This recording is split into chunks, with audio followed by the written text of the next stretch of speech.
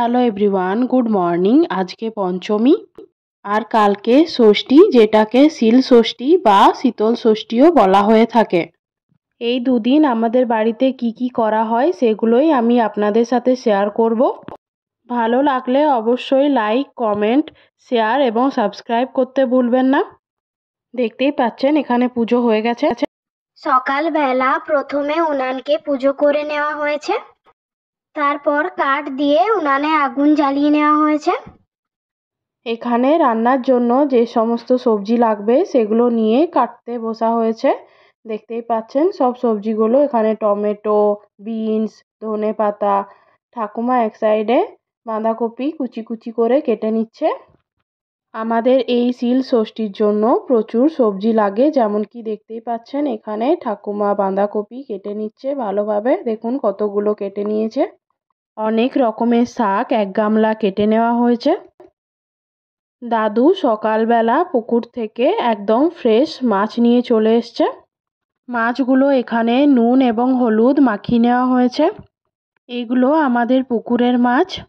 এখানে উনান জ্বালিয়ে নেওয়া হয়েছে। আমাদের নতুন মাটির কড়াইয়ে রান্না করে নেওয়া হয়। এরপর কড়াইটা চাপিয়ে দেওয়া হলো। কড়াইয়ের মধ্যে রিফাইন্ড তেল দিয়ে দেওয়া হচ্ছে। আপনাদের কাদের কি নিয়ম আছে আমাকে অবশ্যই কমেন্টে জানাবেন। প্রথমে মাছ ভেজে নেওয়া হবে।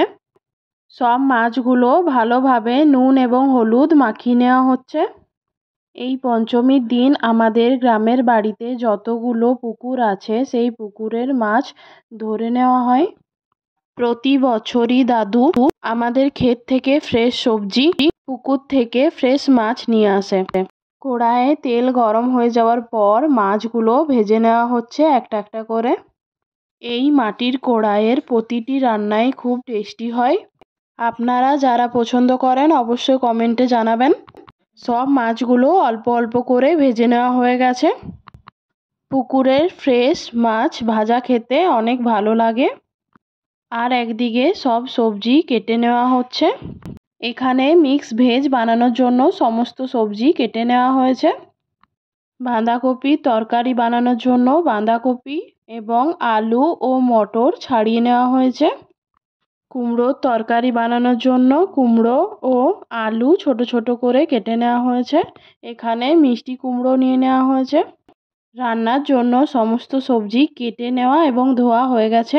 এখানে কড়াইয়ের মধ্যে শাক বানিয়ে নেওয়া হচ্ছে। এই শাকগুলোতে পিড়িং শাক, পালং শাক, পুঁই শাক, বাঁধাকপি শাক আরও অনেক কিছু শাক দিয়ে দেওয়া হয়। এখানে গ্যাসের মধ্যে টমেটোর চাটনি বানিয়ে নেওয়া হচ্ছে। এই চাটনি টমেটো, কাঁচা লঙ্কা, গুড়, খেজুর, কিশমিশ, কাজু দিয়ে বানানো হয়। এই চাটনি একদম পাকা টমেটো দিয়ে বানানো হয়েছে, তাই এরকম কালার এসছে। এদিকে মিক্স ভেজ বানিয়ে নেওয়ার জন্য মাছের মাথা এবং মাছের তেল ভালোভাবে ভেজে নেওয়া হচ্ছে। সবজিগুলো কেটে রাখা হয়েছিল সেগুলো অল্প অল্প করে কড়াইয়ের মধ্যে দিয়ে নেড়ে চেড়ে বানিয়ে নেওয়া হবে। পুরো কড়াই ভর্তি সবজি। যেহেতু কাঠ জ্বালিয়ে রান্না করে নেওয়া হচ্ছে তাই চারিদিকে একটু বেশি নোংরা হয়ে গেছে। এখানে এরপর ফিশ কারি বানিয়ে নেওয়া হবে। আমার এই ভিডিওটি যদি ভালো লেগে থাকে অবশ্যই একটা লাইক করে দেবেন এবং কোনো কিছু জানার হলে একটু কমেন্ট করে দেবেন। আর অবশ্যই সাবস্ক্রাইব করতে ভুলবেন না এবং পারলে শেয়ারও করে দেবেন। আমরা প্রতিটা রান্নায় কিন্তু একদম পাকা টমেটো দিয়ে বানিয়েছি, তো আপনারাও এরকম পাকা টমেটো দিয়ে বানাবেন, দেখবেন প্রতিটা তরকারির কালার কিন্তু খুব ভালো আসবে। দেখুন এই মশলাটার কালার কত সুন্দর এসছে। যেহেতু এখানে কাঠে রান্না করে নেওয়া হচ্ছে এবং এখানে 4-5 কেজি মতো মাছ ভেজে নেওয়া হয়েছে, তাই চারিদিকে একটু বেশি নোংরা হয়ে গেছে। দেখতেই পাচ্ছেন এখানে তেল ছিটকে গেছে চারিদিকে মাছ ভাজার সময়। প্রতি বছরই আমাদের কাঠের চুলাতে রান্না করে নেওয়া হয়। এরপর আর যে রান্নাগুলো বাকি আছে সেগুলো করে নেওয়া হবে। আজ শিল ষষ্ঠী বা শীতল ষষ্ঠী। কাল যে সবজিগুলো রান্না করে নেওয়া হয়েছিল সেগুলো ঢাকা খুলে নেওয়া হচ্ছে। প্রথমেই গোটা সেদ্ধ মাছ ভাজা, এই ভাতে জল দেওয়া হয়নি, এগুলো শুকনো ভাত।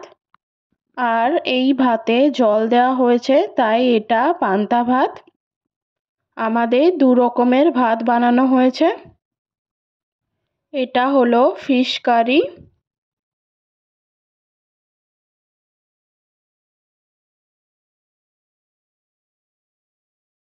এটা হলো মিষ্টি কুমড়োর তরকারি, যেটা কুমড়ো, আলু এবং মাছের মাথা দিয়ে বানানো হয়েছে।